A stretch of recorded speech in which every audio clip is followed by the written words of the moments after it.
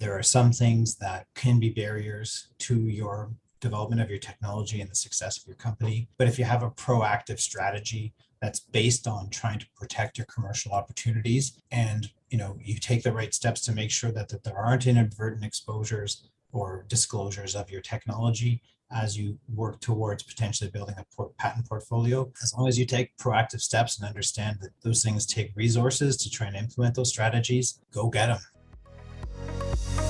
Welcome to Clean Tech Forward, a Foresight podcast where we explore clean tech customers, capital, and Canada's path to net zero. Tune in to learn more about Canada's most exciting clean tech startups, industry success stories, investor insights, and academic initiatives as we accelerate the growth and impact of clean tech together. Welcome to Clean Tech Forward. I'm Jeanette Jackson, CEO of Foresight Canada.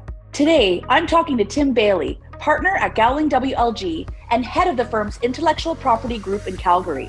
Tim and I discuss the state of carbon tech innovation in Canada, what tools are available that can enable entrepreneurs to grow their businesses faster, and how this will impact the sector as a whole. This Clean Tech Forward podcast is supported by Gowling WLG.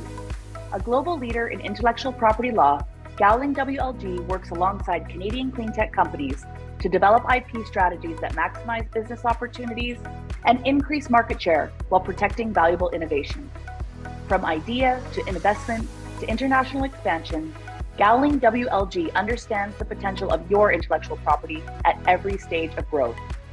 Visit gowlingwlg.com/cleantech to learn how they can support your business today. I am joined today by Tim Bailey, coming on to Clean Tech Forward to discuss carbon tech innovation in Canada and what can be done to enable entrepreneurs and innovators to grow their businesses. If you're not familiar with Tim, he is part of Gowling WLG, which is a full-service international law firm. They have a particular top-tier and international intellectual property practice and are sponsors of Clean Tech Forward. Tim has been part of Gowling's for several years in the Calgary office and specializes in representing high-tech oil and gas, clean tech, pharmaceutical, and biotechnology clients. Tim, welcome to Clean Tech Forward. Thanks very much for having me. I appreciate you guys giving us the opportunity to chat about this really interesting and important topic. Before we dig into everything carbon tech, I want to help the audience get to know you a little bit. Who is Tim? What gets him up every morning? What fills your time on weekends? What sort of special hobbies and interests do you have? Okay, great. So Tim wears two hats in life. One is the professional hat, and then the other, like many other people, is I'm a family man. I have a wife, and I have two young children, 6 and 9, and so a lot of my free time is dedicated towards trying to help my wife with the way our life is organized, which is quite busy as it is for a lot of people with young kids. The other hat I wear is my professional hat. So I am, as you mentioned, I'm a lawyer. I'm also a patent agent and a trademark agent. My practice focuses on technology in general. As you mentioned, Jeanette, I'm in the Calgary office, and here I'm the head of the IP group. And my practice really focuses on a couple of buckets of types of work. One is, as a lawyer, spend a fair amount of my time helping my clients, whether it's a startup, a mid-sized company, or a large publicly traded company, help them figure out what their contracts and rights and obligations are with respect to other parties that they're in commercial relationships with. So licensing, collaboration agreements, that type of stuff. As a patent agent, you mentioned some of the things, the areas of industry that I work in, and oil and gas and biotech is kind of a broad spectrum of different industries that I work in. And in the last few years, really been trying to focus on getting more involved in the carbon/clean/green tech industry. And so when I wear my patent agent hat, it's drafting patents, applications for clients, and helping them create a global strategy for protecting their technology and the commercial opportunities that technology embodies. Incredible. As your kids get older and you start to see some of the indicators of climate change, does that get you more passionate about the clean tech space? Oh, absolutely. Just anecdotal stories. I know there's a client that I'm working with now would fall within sort of the startup category of clients. And initially he had selected another firm to work with other than ours. And, I took it upon myself to send him a note and just say, best of luck. Very interested in your technology. And as a parent, very keenly aware to see how, or interested, sorry, I guess is a better word, to see how your technology develops, because that particular client has a technology that I think could have a great impact on some of the topics we're going to talk about today. And yeah, it is because of my kids, and I don't have grandkids because my children are too small or too young. But ultimately, there is a greater sense of responsibility and stewardship that I don't know that we've been taking as seriously as a human population. We've been taking as seriously as we should. Absolutely. Building on this, let's dig into a little bit more about your connection to Carbon Tech and how you developed an interest in the sector. Sure. Well, I think it's helpful always to, in my view, start putting up some boundaries around the discussion. So what do we mean by carbon tech? Well, what I mean about carbon tech, I think, are trying to find technologies, applications of technology that help address the anthropogenic carbon content within our atmosphere. The assumption is that as CO2 levels rise, that CO2 acts as a greenhouse gas amongst other gases, and that's causing, the climate change crisis, which is now becoming more and more evident with, increased wildfires, the fracturing and breakup of the Arctic caps, both in the north and south poles. And, in various parts of the world, they're under threat of increased sea levels. So this is a very serious global issue that we need to address. So when we put a box around carbon tech as being the technology directed at trying to decrease those carbon levels, then there's a variety of different ways that can be done. So that can be done by trying to decrease the amount of carbon dioxide that humans create. That can be done by trying to capture the carbon dioxide that's already in the air, and that can be done by doing some sort of selective agriculture so as to increase the uptake by certain plant species. That can also be done by various techniques, by trying to use algae in the ocean. That can be done by specific chemistry applications. And I think that all of that stuff together will ultimately, my hope is, will ultimately lead to decreasing the actual content of CO2 in the atmosphere, but also along with that will be the technologies that are directed at decreasing the amount of CO2 by some of the major industries related to CO2 production. So oil and gas industry, concrete industry, those types of industries, they are also taking very active parts in trying to modify and refine their processes to decrease that CO2 release at the source. So my interest, again, it comes back to our previous discussion, which was, it has to do with our planet, and it has to do with my kids and my family, and having a sense that we're starting to go in the right direction to start to hopefully decrease the amount of CO2 and decrease the amount of CO2 by decreasing production and increasing the technologies and capabilities to capture back the CO2 that's already in the atmosphere. Yeah, we've been a big fan of supporting industrial transformation for many years. A lot of people aren't aware of this, but Foresight has been running innovation challenges with groups like COSIA, and of course, we just finished a significant Clean Resource Innovation Network CRIN series of challenges as well. So 49 challenges over the last 6 years with industry.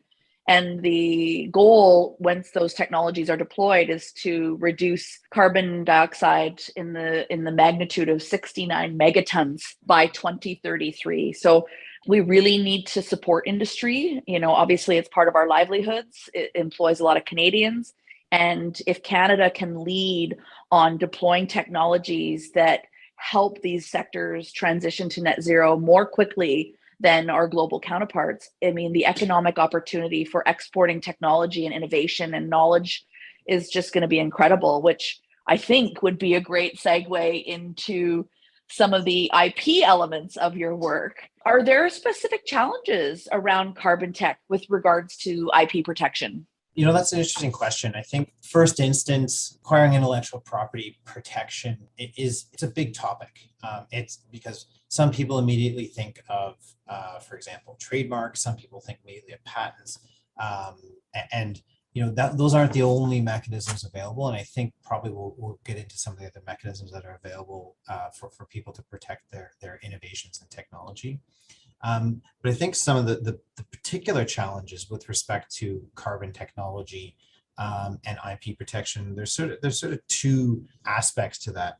One being a practical aspect, and then the other being the actual technical aspect. So by practical aspect, I mean, if we're talking about patent protection in particular, there's the practical challenge that seeking patents is, regardless of the subject matter, it is expensive, and it's a time-consuming process.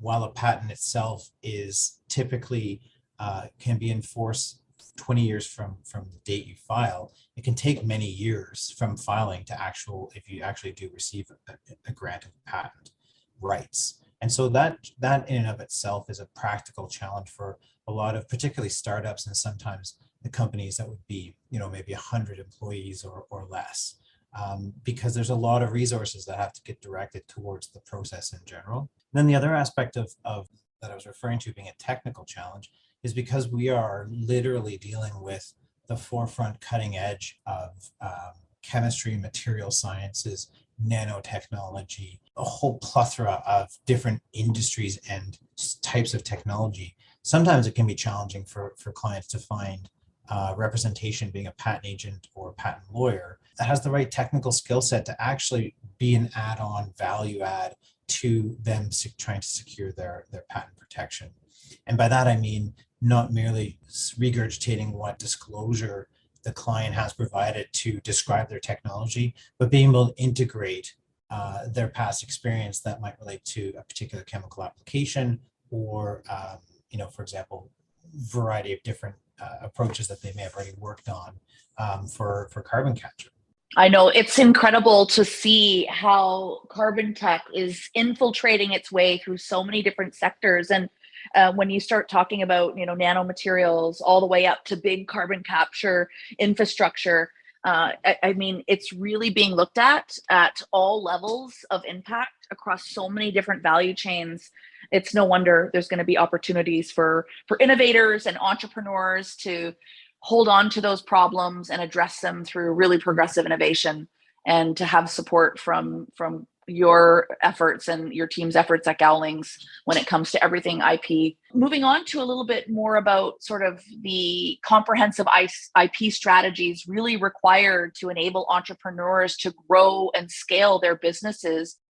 How do you, as a patent agent, work with ventures to map those things out and come up with a plan that's going to allow them to protect their IP for years to come? That's a great question.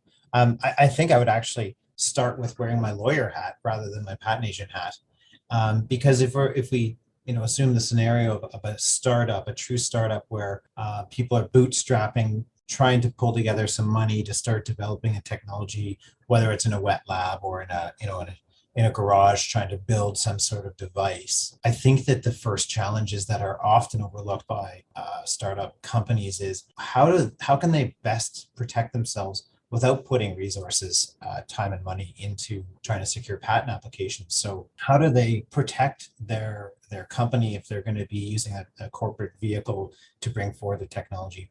How do they protect the interests of that company with respect to the friends and families that they may have discussed the idea with, employees that may be coming in on more of a short-term basis, but still getting access and exposure to what the innovation is and how it actually works.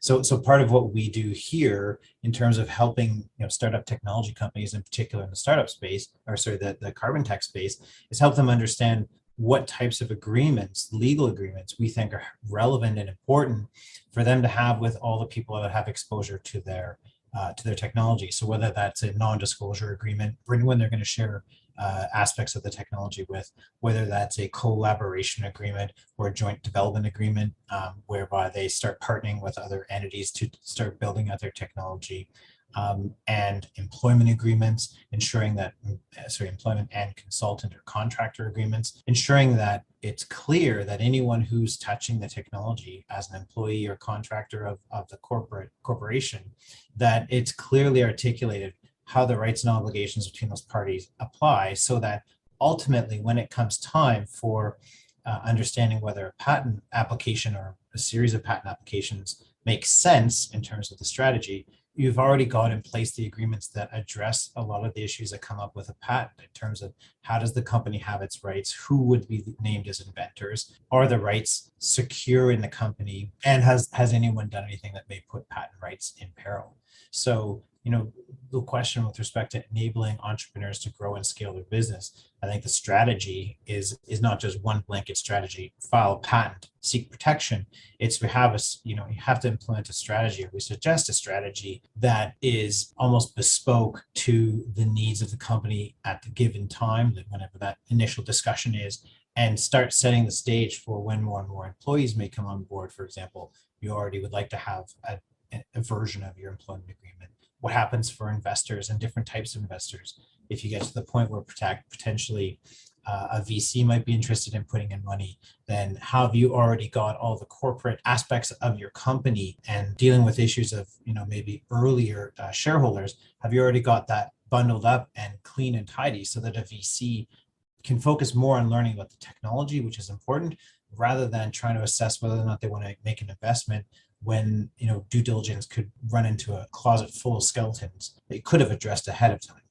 I think that's a great sort of lead in into sort of some of the competitive landscape opportunities and challenges that all ventures face. I think we're all starting to become aware that Canada has an incredible opportunity to lead, in particular on everything carbon capture, utilization, and storage related. And when we think of groups like CarbonCure, carbon engineering, carbon upcycling, the list goes on. How does an entrepreneur approach an IP strategy when there is a competitive landscape? And perhaps more specifically, is there something that they can do to ensure that they're protecting the right piece of IP and not stepping on any of their other toes here in the Canadian landscape? That's another great question, and has a couple of different parts to it. So the first part being, what in particular should entrepreneurs do to modify their strategy? And I sort of echo the comments I just provided. A strategy has to be one that's realistic and practical to implement with the resources you have on hand. So your time, the amount of capital or funds available to act on the strategy, and also people and brain power to make things happen. So that's going to be, very much based on the individual entrepreneur and their company's position. And, one thing that we often try to do is we don't want to be simply a law firm or an IP professional that is there to get people patents. We want to understand what the company's commercial opportunities are so that we can help devise a strategy that actually properly protects the technology. And so that involves building a relationship. And that relationship is important because it's oftentimes someone can get a patent issued and they'll say, hey, I've got this patent and I can enforce this against anyone, stop them from doing whatever. But if you don't understand what the foundational levels or foundational elements of the technology that your technology is based on, your patent might not have the commercial relevance or scope of protection that you think it might. So that's why we really want to understand what the pressure points are from our client's perspective. So we understand how their technology has developed in the ways that it has. And that gives us so much more clarity as to what the best way to approach a protection strategy. And again, it comes down to what is the state of that entrepreneur at that time. If they already have a suite of documents that everyone's happy addresses, ensuring that the rights and obligations of individuals that get access to the tech are covered and all the rights are flowing to the entity that we want it to, then it becomes a question of, okay, so then how do we understand the technology? How do we understand how that technology fits in the landscape? So the second part of your question really addresses, how does one get some comfort that they're not going to step on the toes of others?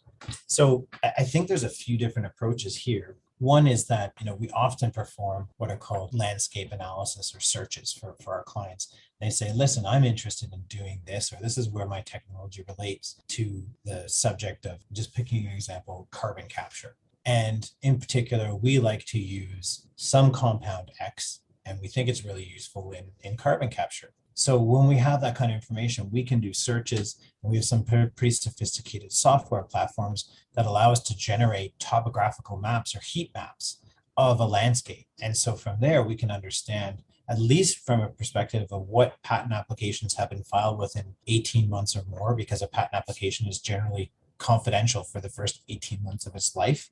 So our searches will never identify anything that's not been published yet. But we can say to the client, okay, here, let's look at this landscape. And the landscape will show areas where there's a number of patent applications around the same topical area, or and places where there's white space, or there may be gaps in the heat map that allow us to say, okay, well, here's an area that kind of relates to what you're doing. And there may be an opportunity to focus there in terms of getting more greater access to a scope of protection for your patent applications. Yeah, I think you're touching on some really critical pieces.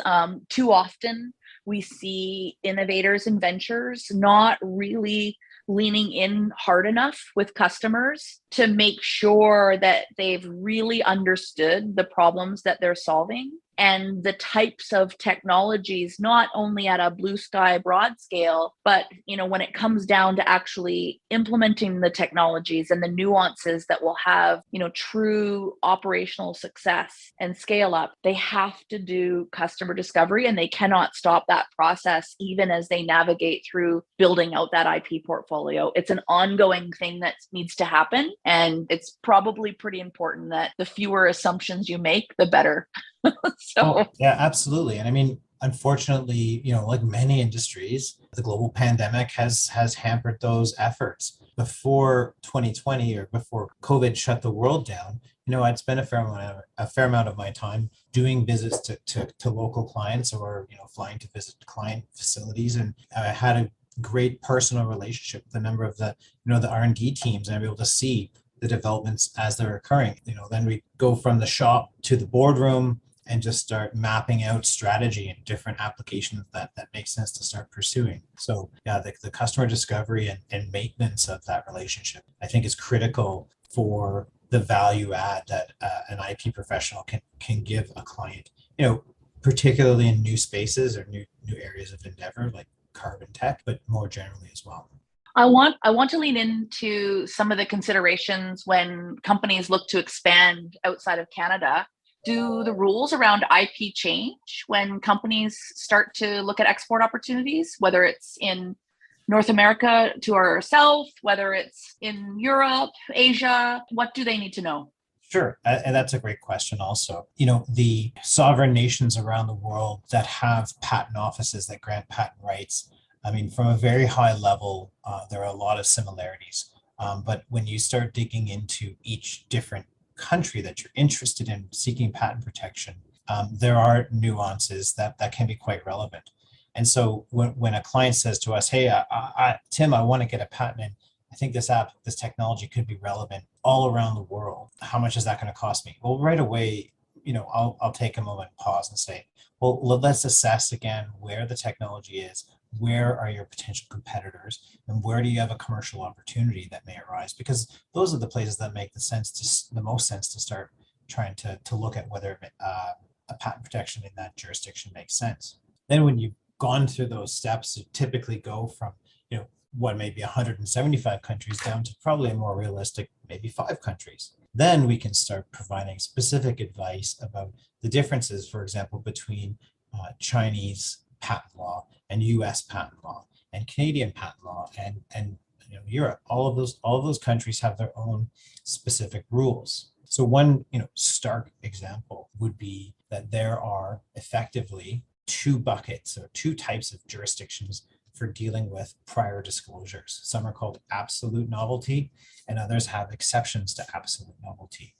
Absolute novelty means that a patent application or a patent that's granted in a given jurisdiction cannot have been publicly disclosed before a formal patent application was filed covering that subject matter. So what that means is, if you have filed a patent application, it could very well go through and become a granted patent. However, if this is in an absolute novelty jurisdiction, and you attempt to enforce that patent through litigation against a third party, it could be that the third party discovers that there was a prior public disclosure of your technology before you filed your patent application, and that patent could be invalidated. Other jurisdictions like Canada and the US provide certain grace periods when you can file a formal application if you've already had a public disclosure.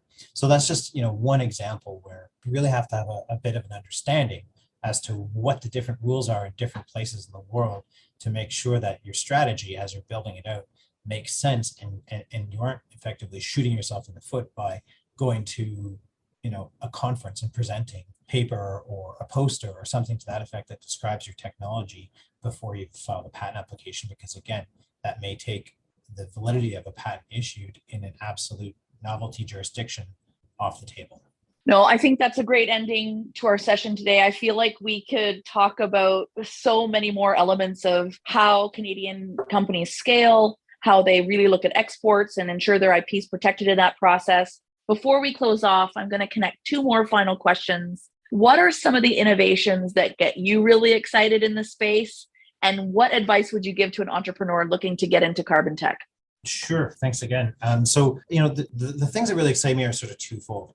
One, what really excites me is when we see big oil and gas companies having a public announcement of a carbon capture technology that's being brought online. So, here in Calgary, we're south of the Canadian oil sands, where a lot of people have focused their attention in terms of anthropogenic carbon. And, I think it's great that some of these bigger companies are actually taking steps to do what they have to do to help mitigate the impact by reducing their carbon footprint. And we're talking facilities that are such massive scale. It's really difficult for us to comprehend how big these places are. But these companies, I think, are, if they didn't do it before, they've certainly turned a leaf in terms of coming up with practical ways to reduce their carbon footprint. And I think that's phenomenal. The other part of what really excites me are the smaller companies that are focusing on specific technologies. Again, one of the things I really love about my job when I'm wearing my technology lawyer or patent agent hat is I get to work with people who are at the cutting edge of their field. And so whatever that field is, when it if it relates to carbon, mitigating the impacts of carbon within our atmosphere, you're dealing with people who are excited about their technology, and they're generally very driven and focused. And that is something that I can pick up on and, energizes my efforts to help them. In terms of what advice would I give to an entrepreneur looking to get into the carbon tech space, I think the biggest thing you've got to do, in my humble opinion, is you have to go into it with your eyes wide open. You have to understand that there are some things that can be barriers to your development of your technology and the success of your company. But if you have a proactive strategy that's based on trying to protect your commercial opportunities, and you take the right steps to make sure that there aren't inadvertent exposures or disclosures of your technology as you work towards potentially building a patent portfolio, as long as you take proactive steps and understand that those things take resources to try and implement those strategies, go get them, I think is how I'd finish off. There's a lot of work to be done in the area, a lot of innovation, a lot of white space in those heat maps we generate. And, I'm just excited to see how humanity as a whole will try and solve this problem we've created for ourselves. Tim, thank you so much for bringing these opportunities, conversations, issues to life on Clean Tech Forward. I look forward to talking to you soon. Have a great rest of your day. Okay, thanks very much, Jeanette. Have a great day yourself. Thanks for listening. Don't forget to subscribe to Clean Tech Forward and rate and review the show on iTunes. Join us next time when we talk with Tamara Loisel, CEO of Synergraze, about ag tech innovations that are reducing greenhouse gas emissions globally. To learn more about Foresight's programs, events, and more, visit us at foresightcac.com.